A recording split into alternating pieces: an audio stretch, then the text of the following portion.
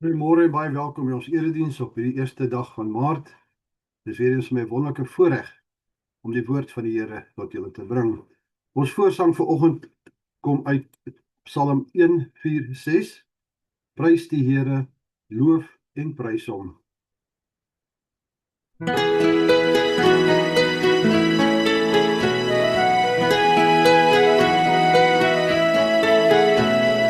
Prys die Here, loof en prys hom, ek wil God se lof besing.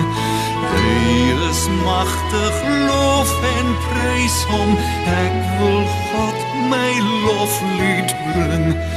En solank ek lief om eer, loof die groot en troue Heer.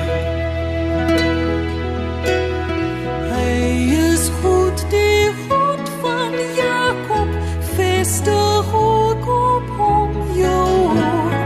Hulpeloses rig hy weer op, blinde oë maak hy oop. Hy wat alles geskape het, hy alleen sal jou kan red. God gee uitkoms en bevryding, hongeriges gee hy brood. Hy genees ons van ons lyding en verlos uit elke nood. Die verdrukte in gebed, hoor hy aan sy liefde red.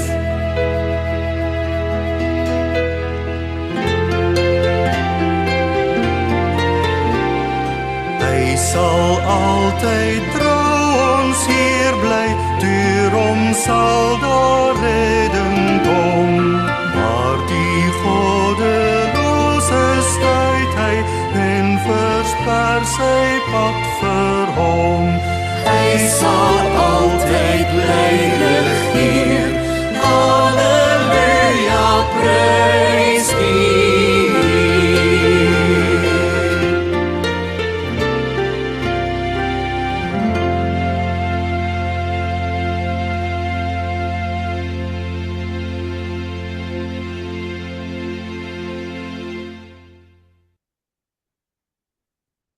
Ons slaan ons so op na die berge, waar sal ons hulp vandaan kom?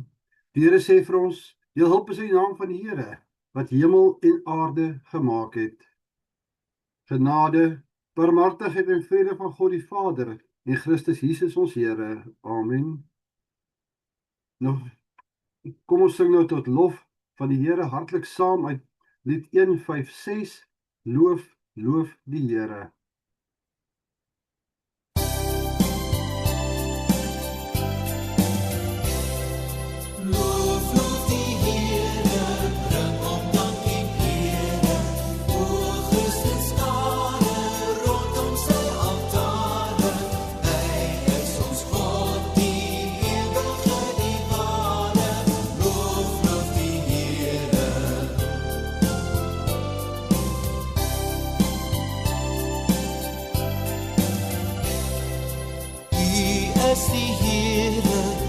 Is ons Vader, in Jesus naam is ons nou hier vergader, en deur die Gees kom ons vrymoedig nader, loof, loof die Here.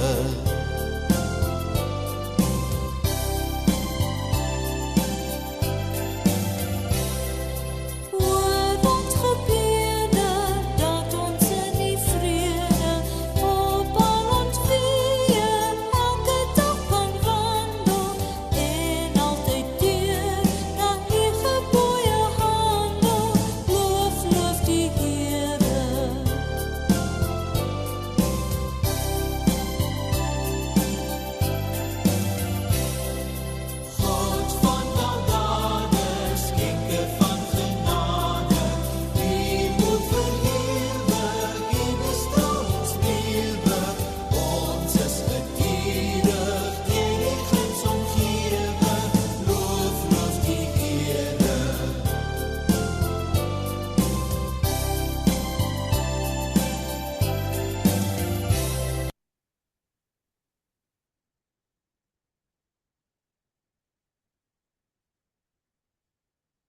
Geliefdes in die Here, wat leer die 10 gebooie ons?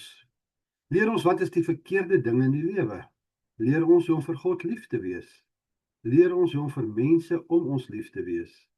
Leer ons hoe God wil hê ons moet lewe? Daardeur word ons dan bewus van God se heiligheid, as ook ons eie sonde. Dus soos ons weet, God se wet eis liefde van ons. Hoe som Jesus die wet vir ons in Matteus 22 vers 35 tot 40 op? En een van hulle, 'n wetgeleerde, het hom met 'n vraag probeer vastrek. Meneer, vra hy, wat is die grootste gebod in die wet? Jesus antwoord hom, jy moet die Here jou God lief hê met jou hele hart en met jou hele siel en met jou hele verstand. Dit is die grootste en die eerste gebod. En die tweede, wat hiermee gelyk staan, is jy moet jou naaste lief hê soos jouself. En hierdie 2 gebooie is die hele wet en die profete saamgevat.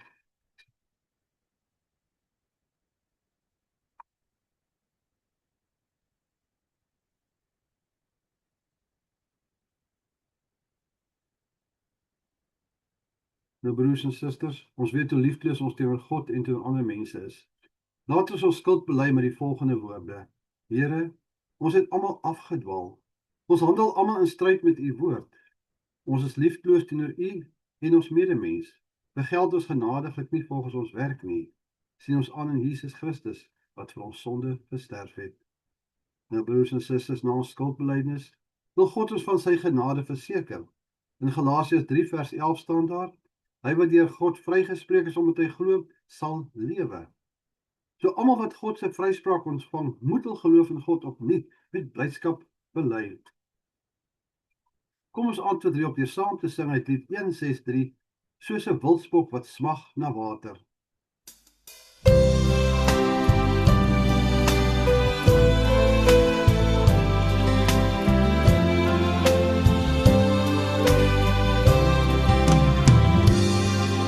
Soos 'n wildsbok wat smag na water, smag my siel na u, o Heer. U alleen is my hart verlange en ek bring aan u die eer.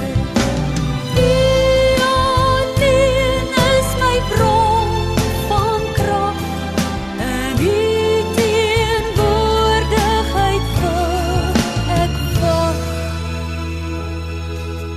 U alleen is my hart verlange en ek bring aan u die eer.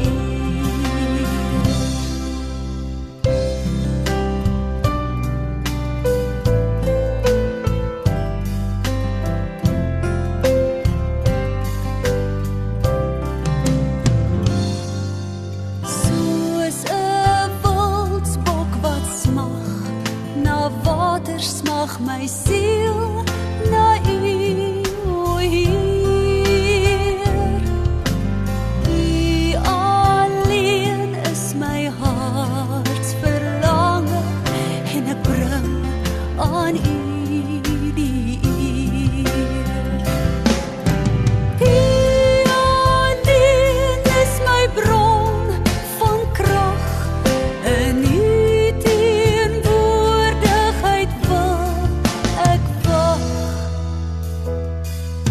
U alleen is my hart verlange en ek bring aan u die eer.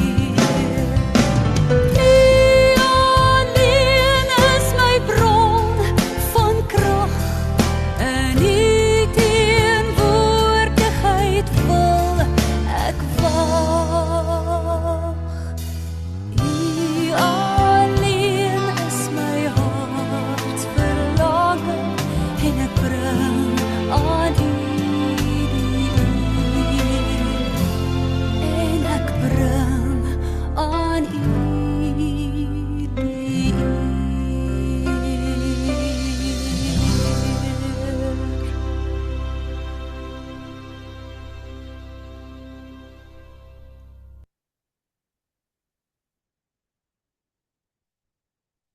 Terwyl ons so sit, kom ons buig ons hoofde voor ons Heer en Hemelse Vader in gebed. Ons hemelse Vader, ons kom vanoggend na U in nederigheid. Ons dankie dat ons hier kan wees veilig in U teenwoordigheid. Dankie vir U beskerming oor ons lewens, oor ons huise, oor ons gesinne, Here. Maar ons erken, dit is nie vanselfsprekend nie. Daarvoor sê ons dankie vir elke gawe wat ons uit U hand ontvang het. Vir gesondheid, waar U voorsiening maak, Here, vir ons ter vorentoe. Vir werk, vir mense wat ons liefhet, Here. Maar bo alles dank ons U vir die grootste gawe, die verlossing deur Jesus Christus. Dankie dat ons sondes vergewe word, Here, keer op keer wat ons na U toe kom in smeking. En dan kan ons skoon voor U staan, Here. Maar dis nie deur ons eie werke nie. Dis enkel uit genade. Ons dankie daarvoor, Here. Nou vanoggend bring ons ook die wat siek is na U toe, Here. Dink aan hulle in hulle pyn en hulle lyding. Gee uitkoms waar uitkoms nodig is, Here. Want U ken elke liggaam wat swak is en elke hart wat moedeloos is. Elke huis waar daar pyn en onsekerheid is. Raak aan, genees, versterk volgens U wil. En vanoggend, Here, bid ons vir die soekendes, vir die wat nog nie seker is nie, vir die wat smag na iets meers, die wat in stilte verlang na lewende water. Open hulle oë, Here, trek hulle nader aan U. Here, ons bid ook vir ons mense, hier en waar hulle ook al in die wêreld hulle bevind. Ons vra vir Here, bou ons op in geloof, versterk ons, bewaar ons in 'n eenheid, in 'n Christelike eenheid. Maar bovenals maak ons getrou aan U woord. Ons bid vir alle Christene naby en ver, Here, vir die wat in nood verkeer, vir die wat vervolging beleef, vir die wat smagtend te verlange leef na U teenwoordigheid. Here, leer ons om op U te vertrou. Maak ons harte ontvanklik vir U woord. Spreek met ons vandag. Ons vra in die naam van Jesus Christus alleen. Amen. Ons skriflesing vanoggend het twee gedeeltes, Psalm 42 vers 1 tot 3 en dan Johannes 4 vers 10 tot 15. Ek lees vir Psalm 42. Mens, waarom so in vertwyfeling is die opskrif? Vir die koorleier 'n gedig van Koragiete. Soos 'n wildsbok smag na waterstrome, so smag ek na U, o God. Ek dors na God, na die lewende God. Wanneer kan ek gaan en voor God verskyn? En dan van Johannes 4 vers 10 tot 15. Jesus het daar geantwoord: As jy geweet het wat God gee en wie dit is wat vir jou sê gee my 'n bietjie water om te drink, sou jy hom gevra het.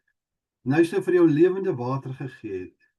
Die vrou sê toe vir hom: Meneer, jy het nie eens 'n skepding nie en die put is diep.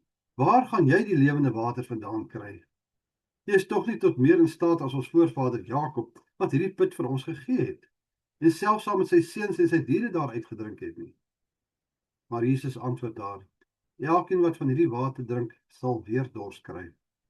Maar wie van die water drink wat ek hom sal gee, sal in alle ewigheid nooit dors kry nie.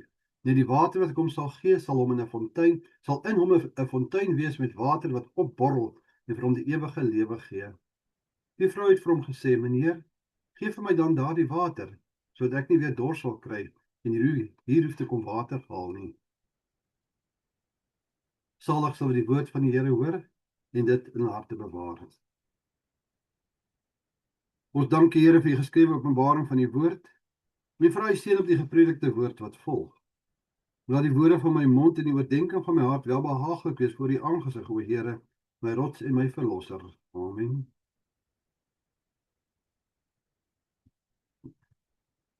Ons tema vanoggend is 'n eenvoudige vraag.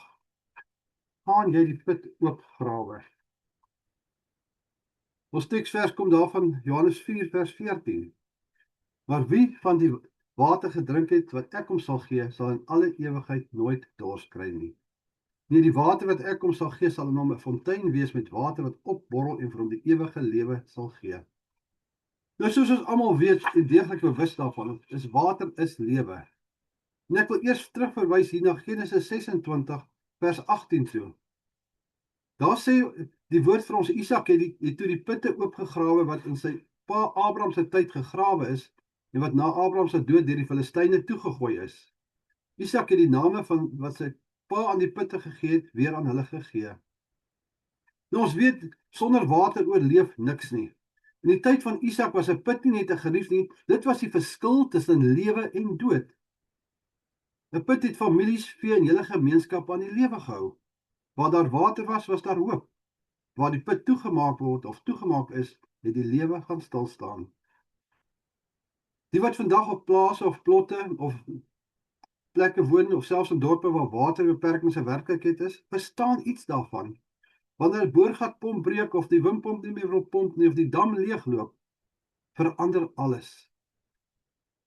Jy kan nie die kos maak nie, jy kan nie was nie, jy kan nie eers jou hande behoorlik was nie. En skielik besef jy, ek is afhanklik. Ek het nie beheer nie. Nou, geliefdes in die Here, net so is ons ook geestelik afhanklik. Ons mag fisies gesond lyk, suksesvol wees, 'n goeie werk en gerespekteer word. Maar as die geestelike put droog is daar 'n innerlike leegheid wat niks anders kan vul nie. Die vraag van vandag is eenvoudig, maar dit is 'n diepe vraag en ek herhaal dit. Gaan jy die put oopgrawe? Isak bevind hom in die land van die Filistyne as gevolg van 'n hongersnood. Hy is nie daar omdat hy wou nie. Hy is daar omdat omstandighede hom gedwing het. En baie van ons bevind ons ook in situasies wat ons nie gekies het nie. Finansiële druk, gesinsprobleme, gesondheidskrisisse, 'n samelewing wat al hoe verder en verder van God af wegdryf. En tog lees ons die Here seën vir Isak. Te midde van vyandigheid en jaloesie floreer hy. Maar daardie seën wek afguns. Die Filistyne kan nie sy voorspoed hanteer nie. Wat doen hulle? Hulle maak die waterputte toe.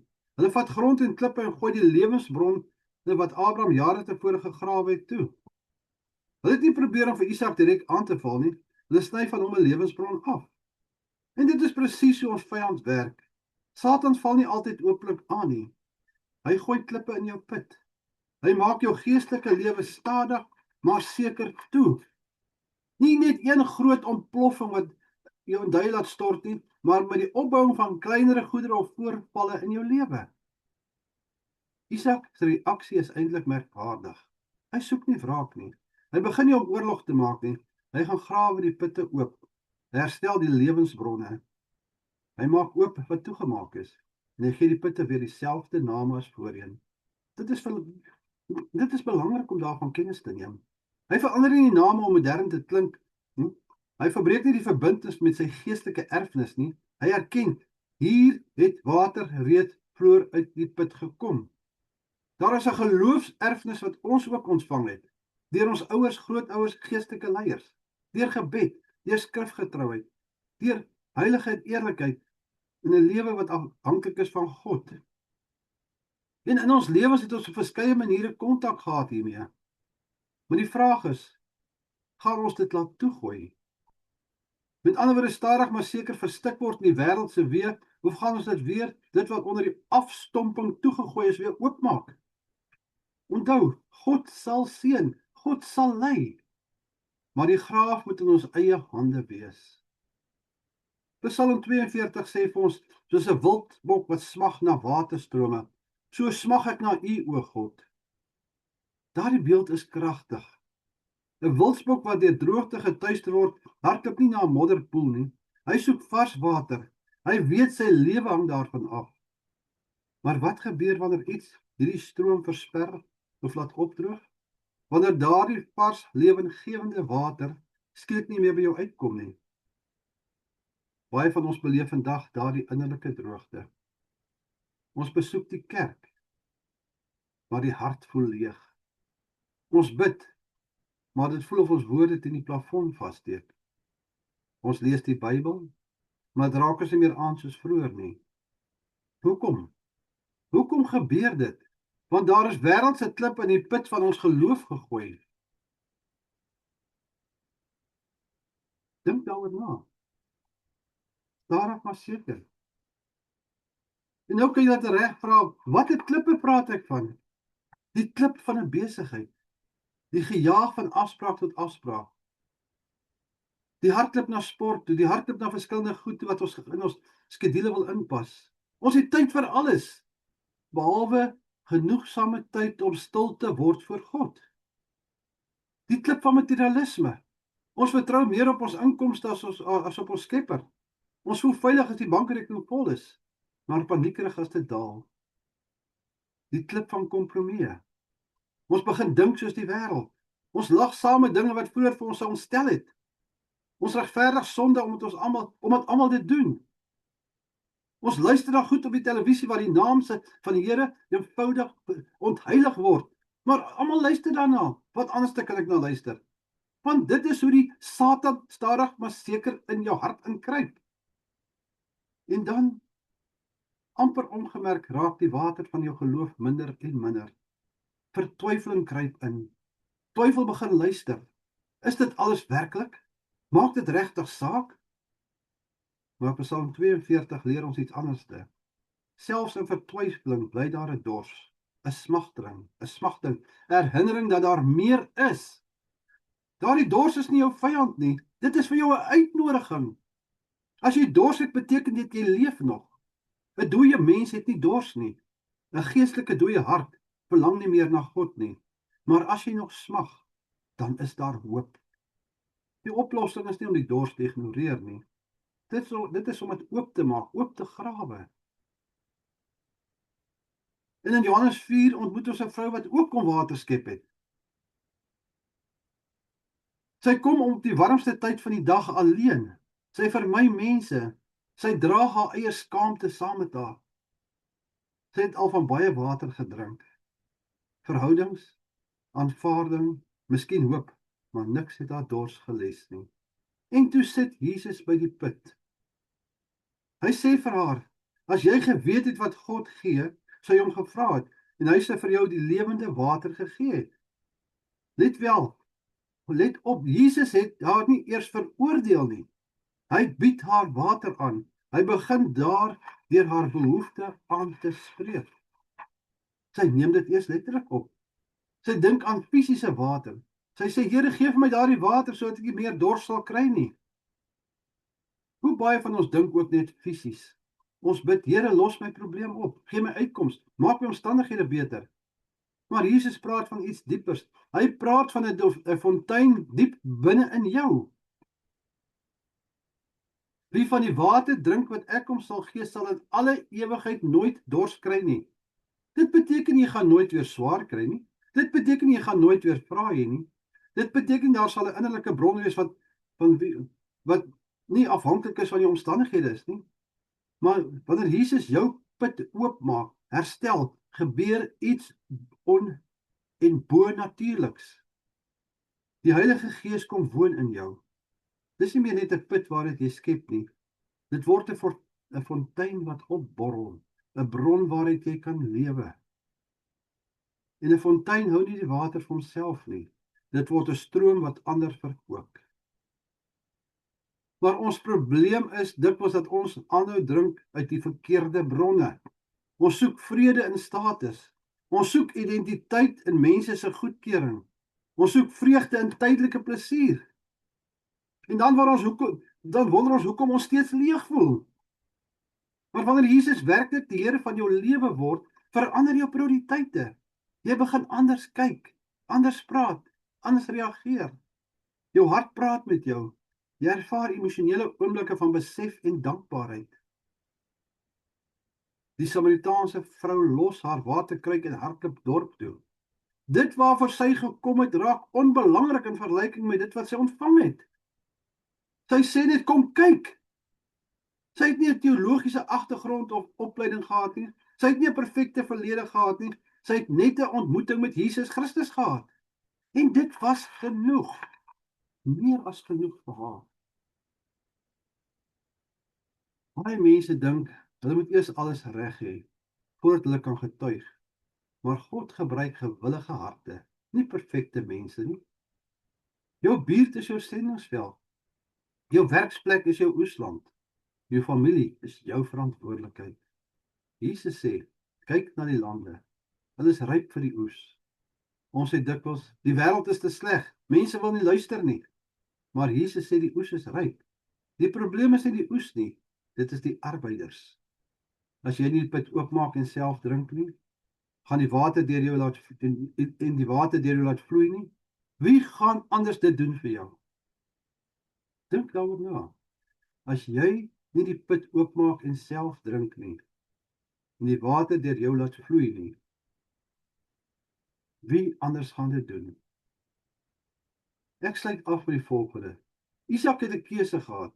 Hy kon sê, dis te veel moeite, ek sal liewer putte grawe. Maar hy het gekies om terug te gaan na wat reeds daar was, na dit wat hy geweet het reg was. Miskien moet jy vandag teruggaan, terug na jou eerste geestelike liefde, terug na 'n eenvoudige gebed, terug na Bybel lees sonder 'n agenda te hê, terug na gehoorsaamheid sonder kompromieë. Miskien voel jou geestelike put vandag droog. Miskien is die vol klippe van teleurstelling en sonde en lewensmoegheid oral in jou put van die lewe. Maar onthou, die water is steeds daar. Die vraag is nie of God kan voorsien nie. Die vraag is, gaan jy die put oopgrawe? Gaan jy tyd maak? Gaan jy die klippe uithaal? Gaan jy weer smag daarna soos die wildsbok? Gaan jy drink van die lewende water? En gaan jy ander nooi om ook te kom drink? Vra jouself af, as dit nie ek is nie, wie dan? Mag die Here vir ons moed gee om ons geestelike put oop te grawe, die nederigheid om daaruit te drink, en die liefde om sy lewende water deur ons te laat vloei na ander toe. Amen. Kom ons bid saam. Ons groot en almagtige God, ons bid dat almal wat u naam bely verenig sal word in u waarheid. Leer ons om saam te leef in u groot liefde, sodat u heerlikheid sigbaar kan word in hierdie wêreld. Here, ons plaas die week wat voorlê in u hande. Gaan voor ons uit in alles wat ons doen. Beskerm ons op ons paaie, ons weë, waar ons ook al gaan. Bewaar ons in ons huise en in ons werk. Geef vir ons wysheid in ons besluite, leiding wanneer ons onseker is, Here, en krag wanneer ons swak voel, wat so dikwels gebeur. Versterk ons in die geloof en hou ons naby aan u. Here, laat ons bewus wees van u teenwoordigheid. En laat ons bewus word daarvan dat baie keer dit 'n bietjie vir bietjie is wat ons nader en nader na u te beweeg. Maar laat ons volhou, Here. Laat ons nie moed opgee nie, want u wag vir ons. Ons vra in die naam van die Vader, die Seun en die Heilige Gees. Amen. Ons slotlied vanoggend is lied 205, bring lof aan die Vader.